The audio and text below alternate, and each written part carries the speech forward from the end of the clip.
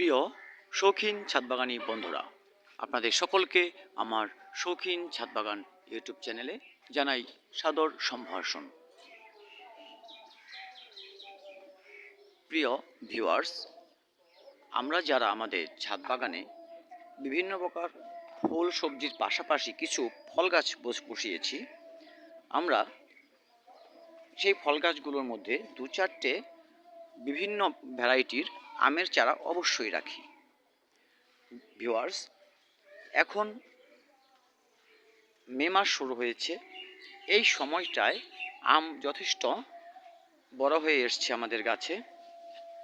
এই সময়ে যদি আমরা আম গাছের ভালো পরিচর্যা না করি, তাহলে আমাদের গাছের আমগুলো কিন্তু ঝরে পড়তে পারে। ভিউয়ার্স, দেখুন আমার এই গাছটিতে, এটি আমার একটি ব্রুনাই কিং আমের চারা। গত বছর বসিয়েছি, তার মানে হচ্ছে এটি 1 বছর প্লাস হয়েছে আমার এই গ্রোব্যাগটির মধ্যে বসানো হয়েছে। সেই হেতু এবছর যেহেতু প্রথম মুকুল এসছে, অল্প কিছু আম এসছিল। এখানে প্রচুর পরিমাণ মুকুল এলেও মাত্র 4টে আম ছিল, ঝড়ে ওগুলো পড়ে গেছে। আমি কিন্তু অবশিষ্ট যে একটি আম রয়েছে সেটির মধ্যে এরকম প্যাকিং করে দিয়েছি। দেখুন, যথেষ্ট বড় আকারের আম এই ব্যাগের ভেতরেই দেখা যাচ্ছে। ঠিক এইভাবে আপনারা আপনাদের আমকে প্যাকিং করে দেবেন, তাহলে কিন্তু ঝড়ের তাণ্ডবে আপনাদের গাছের এই পরিশিষ্ট আম যা আছে সেগুলোও ঝরে পড়বে না। সেই সাথে আরেকটি বিষয় যেটি আপনাদের লক্ষ্য রাখতে হবে, সেটি হচ্ছে যেখান থেকে মুকুলের ডাঁটা ছিল, মুকুল বের হয়েছিল, মুকুল ঝরে যাওয়ার পর ডাঁটাগুলোকে আপনাদের ঠিক এভাবে ভেঙে দিতে হবে। দেখুন, আমি ভেঙে দিয়েছি, প্রত্যেকটি আমি কিন্তু ভেঙে দিয়েছি। ভিউয়ার্স, এভাবে আপনারা ভেঙে দেবেন। এপাশে আমি ভেঙে দিয়েছি, দেখতে পাচ্ছেন। এরকম প্রত্যেকটি আপনারা ভেঙে দেবেন। ভেঙে দেবার পরে আপনাদের গাছে কিছুটা খাবার অবশ্যই দিয়ে দিতে হবে, যে খাবারগুলো আপনাদের গাছের আম ধরে রাখার জন্য গাছকে পরিপুষ্ট করবে এবং আপনাদের গাছের নতুন নতুন শাখা গজাতে সহায়ক হবে।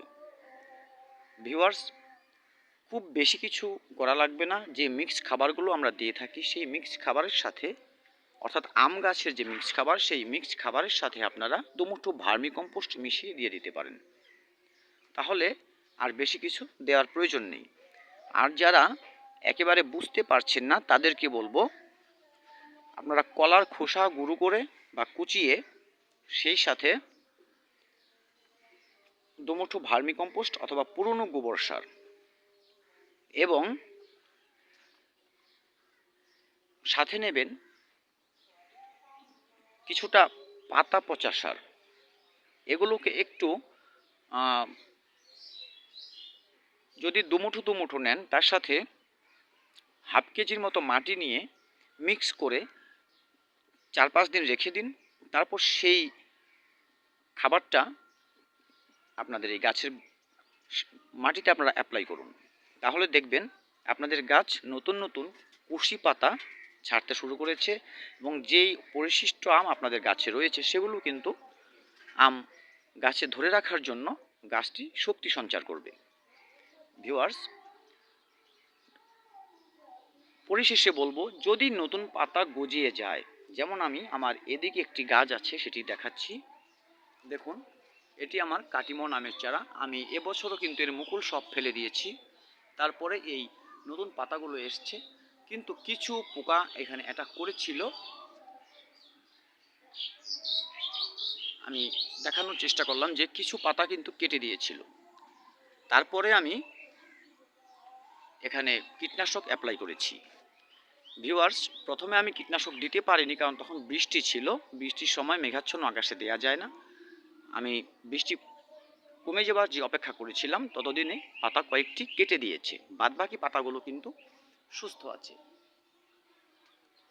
ভিউয়ার্স, এভাবে আপনারা যদি নতুন কুশি পাতা বের হবার সময় আম গাছে কীটনাশক ব্যবহার না করেন, তাহলে আপনাদের গাছগুলোকে একেবারে ন্যাড়া করে দেবে এই পাতা কাটা পোকাগুলো, সেহেতু আপনারা কীটনাশক ব্যবহার করবেন।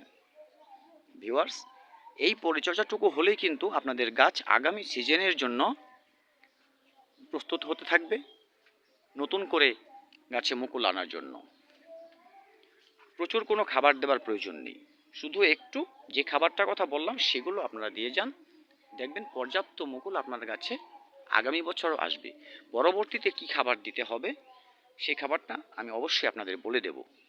সেটি আমরা এই মে মাসের শেষ দিকে একবার ভারী খাবার অ্যাপ্লাই করব, সেটি কিন্তু আপনাদের আমি বলে দেব।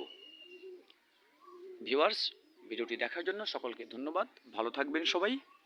আবার কোনো নতুন ভিডিও নিয়ে আপনাদের সামনে চলে আসব। সে পর্যন্ত ধন্যবাদ সকলকে।